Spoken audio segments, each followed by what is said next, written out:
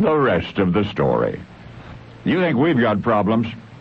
Once upon a time, during one 7-year period, while the population of the city of London increased by only 15%, crime increased 41%. And blamed for this steadily surging crime wave were inept police, unenforceable laws, and toothless sentences. This alarming report was made to the Home Office in London in 1828. Indeed, as of that year, British criminal law had progressed little beyond the Dark Ages. The prescribed punishment for suicide was abuse of the corpse. A burglar was to be hanged if he stole more than 40 shillings worth of anything.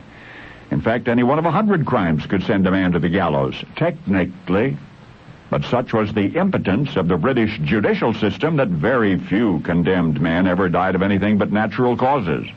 Then along came Sir Robert Peel, who as Secretary of the Home Office would effect justice and law enforcement throughout the empire as no one ever had before, nor has anyone since. His legacy is the rest of the story.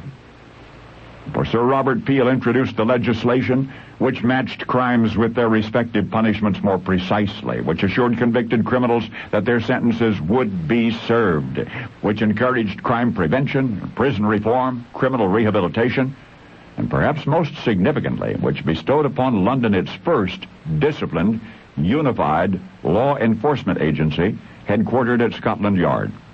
That watershed legislation was the Metropolitan Police Act of 1829. And though it affected only the greater metropolitan area of London, it set a new law enforcement standard for the entire Western world. Prior to 1829, each district had its own autonomous and usually disorganized police establishment. No one of these tiny agencies much resembled any of the others, and their usefulness varied accordingly. For instance, Kensington, 15 miles across, was patrolled by 3 constables.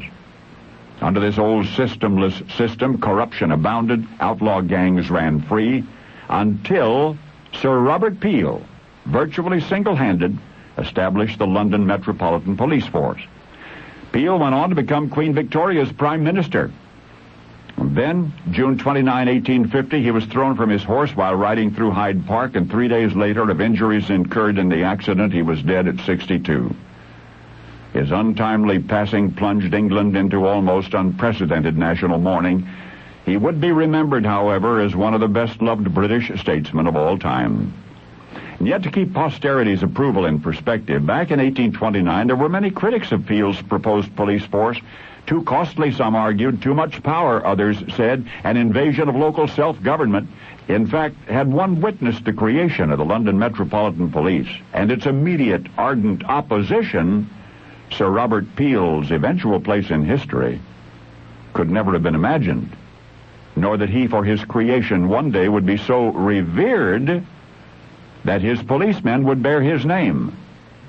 I said his policemen would bear his name. The diminutive by which he, Sir Robert, was later universally affectionately addressed, you know, as Bobby, Britain's Bobbies, have permanently and forever enshrined his name. Now you know the rest of the story.